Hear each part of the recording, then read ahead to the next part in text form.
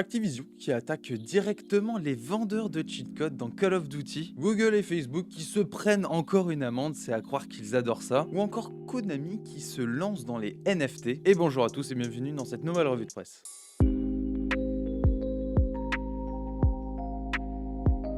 Et nous commençons les actualités comme prévu avec Activision qui poursuit sa lutte contre la triche dans les jeux vidéo en déposant plainte carrément contre Engine Owning, un fournisseur d'outils qui permet d'obtenir entre autres des avantages déloyaux dans Call of Duty. Alors qu'est-ce qui lui est reproché? On a tout un jargon juridique, du trafic de dispositifs de contournement, de l'ingérence intentionnelle dans les relations contractuelles, ouais, ça est ultra pompeux, et de la concurrence déloyale. Bon, ça jusque là on comprend, mais en fait l'éditeur américain estime que les logiciels fournis portent atteinte à la communauté des jeux Call of Duty, jusque-là on peut les comprendre, et peuvent carrément représenter un manque à gagner. A noter que Engine Owning commercialise des outils de triche sous la forme de 3 options qui dépendent du nombre de jours d'utilisation. Et en ce qui concerne le catalogue, nous avons par exemple du Call of Duty, le Battle Royale Warzone, du Battlefield, du Halo Infinite ou encore du Titanfall 2. L'intérêt ici pour Activision, c'est qu'en s'attaquant à Engine Owning, en fait,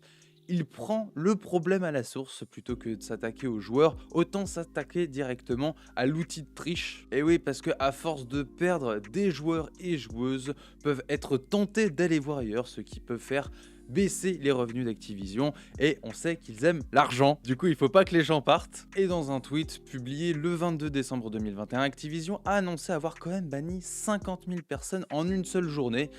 Outre les différentes tactiques qu'ils proposent, par exemple faire jouer les tricheurs ensemble avec leur logiciel anti-triche, ils continuent malgré tout à bannir des joueurs qui veulent essayer de gagner en trichant malheureusement. Nous continuons rapidement avec une petite amende. Allez, une petite amende, c'est 150 millions d'euros pour Google et 60 millions d'euros pour Facebook. La CNIL qui inflige des amendes conséquentes contre les deux entreprises américaines pour avoir enfreint les règles sur les cookies. Pour rappel, en informatique, les cookies, c'est quoi? Eh bien, ce sont ce qu'on appelle des témoins de connexion. Ce sont des fichiers qui sont déposés sur l'ordinateur ou sur le smartphone de l'internaute par le site qu'ils visitent via le navigateur web, et leur rôle est varié. Ils peuvent servir au suivi d'audience ou à de la personnalisation. Nous avons aussi par exemple les fameux cookies publicitaires qui visent à afficher de la publicité ciblée, ça on les connaît bien. En effet, comme le dit la CNIL, sur internet, les utilisateurs s'attendent à pouvoir rapidement consulter un site. Le fait de ne pas pouvoir refuser des cookies aussi simplement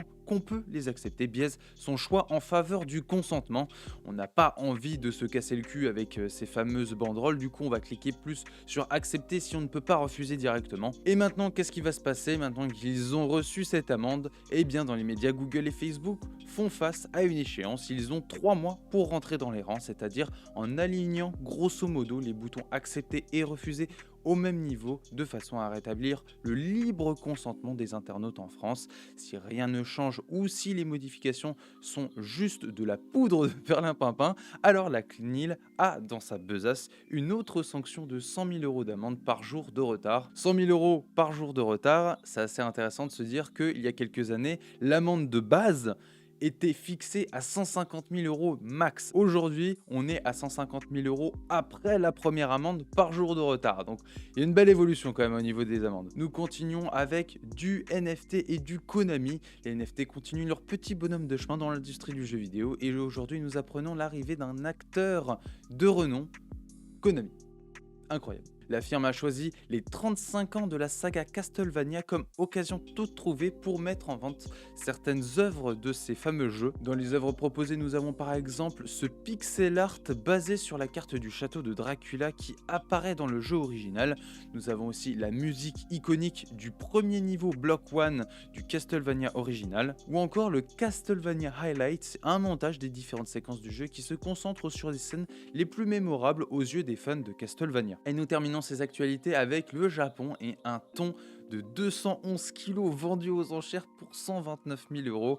On connaît l'amour des enchères au Japon pour les thons. Qu'est-ce que je raconte? Un prix qui est quand même à nuancer vis-à-vis du record du monde de 2019. Un thon de 222 kg qui s'est vendu pour 2,7 millions d'euros, pour 10 000 euros le kilo, donc on est quand même sur une moyenne assez haute, ce qui fait quand même relativiser sur le prix des cartes graphiques. Et c'est sur cet article que se termine cette revue de presse, j'espère que les actualités vous auront plu, tous les articles sont bien évidemment disponibles en description. Sur ce, je vous dis à demain pour une nouvelle revue de presse. Salut!